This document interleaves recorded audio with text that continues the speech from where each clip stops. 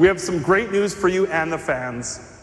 After 15 years, Double Fine, in tandem with our third-party production team, will be remastering your classic adventure game, Grim Fandango. I was really nervous going down to LA for the announcement because I was like, you know, those big platform-specific press conferences are so big and loud, and the stadiums are huge, and the games are always like, arrow through the neck, stab, and explosions, and these big blah things. I hate thinking about an adventure game being stuck in the middle of that because adventure games are so paced so slowly. It's hard to imagine them kind of competing with all that noise. And then they announced it, and we had all Peter Chan's art all over the boards, and it was beautiful, and then everyone cheered, and it was such relief. And glad that people were really interested in seeing it, playing it again. We had the Sony conference. We made our Grim announcement. Zeitgeist was announced, and it was very exciting, and everyone cheered. You could see that we got a really great response from the people there. It made me feel good. Like, you know, I care about the preservation of this game. It was cool to see that other people do too. Prior to that, we were, you know, doing all of the planning that we could do in terms of like talking about the approach that we would take and trying to get all our ducks in a row about like, you know, what kind of features we'd want to add and what it would mean to remaster it and all that kind of stuff. We're incorporating point-and-click controls, which I was really skeptical of. Like, I didn't know how the game would hold up, but we got in touch with Toby, who did a mod of Grim Fandango, to add point-and-click controls to Residual. The fans have really allowed this game to live on beyond the release, and they've put a lot of hard work into the game, and it's really quality stuff too. And so, you know, where we've found the opportunity to reach out to some of these fans and hopefully to get them involved, and it allows us to do things that were maybe outside the scope of what we originally had planned to do. So I've looked a little bit at what you did and how you annotated each... Oh God, everyone looked at my horrible source code. Just a bit.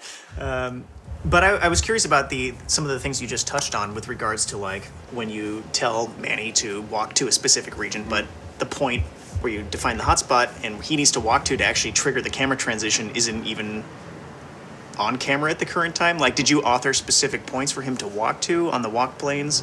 And he's been gracious enough to help us integrate that work that he did into our remastering. So we're still in a kind of research mode now where we're trying to find doing the kind of archaeology we need to do to like dig up and find all the source material we can before we know entirely what's possible. And so we'll hopefully be able to figure that out soon and make some announcements more detailed later, but we don't have any specifics to announce right now. But it'll look better. I'll say that. It's gonna look better. But we'll see what they're able to sort of dig up from the archives. What if we don't get the source assets? Trying to clean up dithering is like trying to clean up JPEG artifacting, and it's kind of hard. I mean, maybe you could remove some stuff, but it gets really tricky. Yeah, so let's start by just showing off the game that we have so far.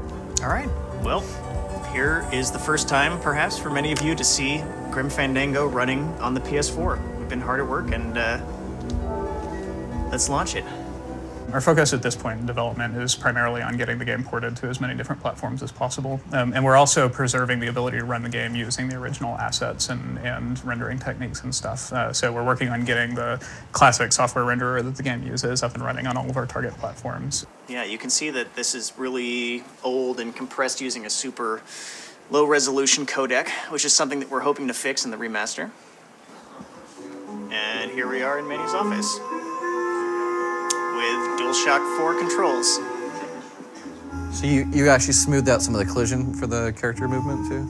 Yeah, so the old joystick controls that shipped in the original game weren't really up to snuff for modern standards, so we've done some improvements. We want to improve everything we can about how the characters look and are rendered. We don't want to really crack into reauthoring anything because we want it to be done with respect to how the original artist made it. You know, Peter Chan's storyboards were authored to be a certain aspect ratio.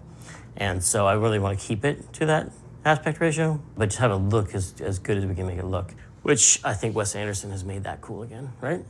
I personally feel like Grim Fandango coming out on the PlayStation 4 is kind of like getting a Blu-ray copy of Casablanca or something like that, right? And it's like you want the work to be as well presented and as well mastered as possible for this like, you know, new higher quality format, but you want the work to be the work. So what can we expect from the new renderer? Well, it's going to be running at 1080p. All of the 3D models are going to look a lot nicer. Per pixel lighting, potentially some additional post-process effects. Because right now we're working off the original game files, which of course were really small and compressed for systems of their time. It still kind of depends on whether or not we get those original assets. But we actually have, this has everything that the archives had on it. So this little solid state hard drive has, I think the images were, it was probably 130 discs, like CD images. This little hard drive has everything that Lucas still had in storage for Grim Fandango. Yeah, it's exciting to dig through all of this stuff just because I care a lot about the game and I know a lot about the game, but I mostly know a lot about the end product that finally shipped. And so being able to, dig through all the source materials and get some insight into the development is obviously a pretty awesome position to be in. So like if we just look at the compressed original cutscene, you can see there's a lot of, fidelity issues and just like the quality of these lines here. There are a lot of artifacts from the video compression, and there's all this color banding in the sections here. This is a 16-bit color cutscene, and so anytime there's a nice smooth gradient, you're going to lose a lot of that detail, and it's going to kind of wash out. But then if we look at video exported from the original renders, the colors are better, the lines are crisper. There's none of that banding that we were seeing earlier. The whole thing is just, it reads a lot more clean and is, exactly what the artist was looking at when they originally exported this cutscene. It looks a ton nicer, doesn't it? Yeah. But yeah, this is really promising because what this means is that we have basically everything that we need for sure to remaster all of the cutscenes in the game, which makes it as like one of the places where the game is most obviously sort of dated by the technology of the era. And so being able to up-res that and make those come through really cleanly is going to be really nice and help bring it in line with the improvements that we're making to the real-time render. Yeah, there's a lot of exciting stuff in here.